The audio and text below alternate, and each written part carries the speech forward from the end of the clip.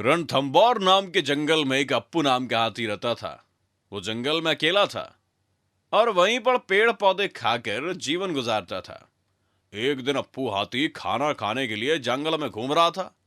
तभी उसे किसी के चीखने की आवाज सुनाई दी।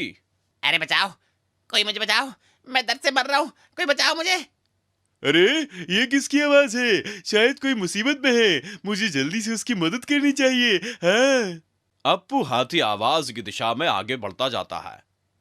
थोड़ी दूर जाने के बाद वो देखता है कि एक मगरमच्छ तालाब के बाहर आ गया था और उसके ऊपर एक बड़ा सा पत्थर गिरा हुआ है। अप्पू हाथी उसके पास जाता है और उससे पूछता है। अरे मगरमच्छ भाई, ये आपको क्या हो गया? अरे किसने किया? हैं? अरे क्या बताऊं हाथी जी, बाजू वाले पहाड़ पर बिजली गिरी और ये पत्थर टूट कर नीचे लुढ़कते हुए आया। मैं तालाब के किनारे आराम कर रहा था, अरे मेरे ऊपर गिरा। अब ना तो मैं हिल पा रहा हूँ और ना ही कुछ खा पा रहा हूँ। कृपया मुझे यहाँ से निकालो, नहीं तो मैं मर जाऊंगा।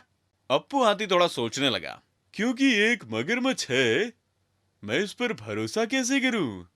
अगर मैंने इसे यहाँ से निकाला और इसने मुझ पर ही हमला कर दिया और मुझे ही मार डाला तो मुझे समझ में नहीं आ रहा मैं क्या करूं।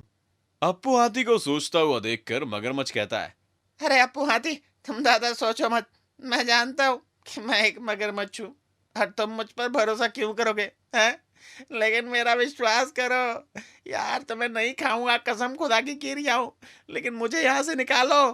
मगरमच्छ की बात सुनकर अप्पू हाथी मगरमच्छ पर भरोसा करता है और ताकत लगाकर मगरमच्छ की पीठ पर गिरा हुआ पत्थर हटा देता है।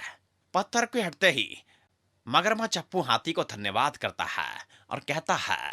बहुत बहुत धन्यवाद अप्पू हाथी।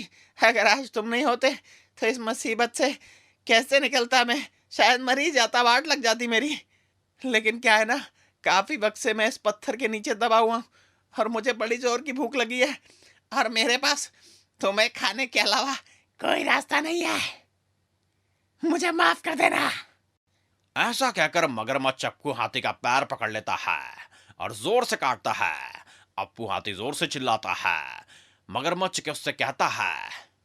अरे मगरमच्छ भाई, ये क्या कर रहे हो? मैंने तुम्हारी जान बचाई और तुम मुझे ही खाना चाहते हो? तुमने तो वादा भी किया था।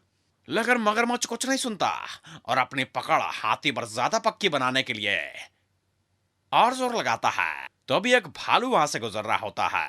वो अप्पू हाथी के पैर को मगरमच्छ के जबड़े में देखता है और अप्पू हाथी से पूछता है। अरे अप्पू हाथी, ये क्या हुआ और कैसे? मगरमच्छ ने तुम्हें पकड़ लिया, तब तक तुम कर क्या रही थी? अप्पू हाथी सारी बातें भालू को जल्दी जल्दी बताता है। मैंने इसकी पीठ पर गिरा हुआ पत्थर हटाकर इसकी जान बचाई और इसके बदले में ये मगरमच्छ मुझे ही खाना चाहता है। क्या कहा तुमने? तुमने एक मगरमच्छ की पीठ से पत्थर निकाला और किया तुमने?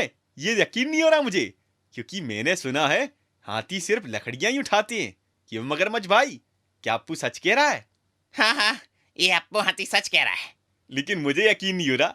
मगरमच्छ भाई, क्या तुम अप्पू को छोड़कर जो हुआ उसे फिर से दिखा सकते हो? क्योंकि मुझे तो बिल्कुल बिलीव नहीं हो रहा। I don't believe.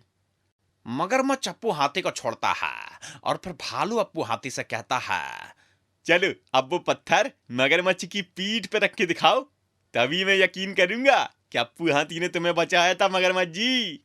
भालू की बात मानकर अप्पू हाथी वापस उसकी पीठ पर वो पत्थर रख देता है। जैसे ही अप्पू हाथी मगरमच्छ की पीठ पर वो पत्थर रखता है, वो दर्द से जोर से चिल्लाता है।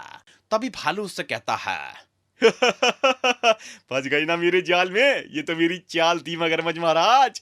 तुम्हारे जैसे दगाबाजों के संग यही होना चाहिए, जो मदद करने के बाद भी धोखा देते हैं। फिर भालू और अप्पू हाथी दोनों वहां से भाग जाते हैं।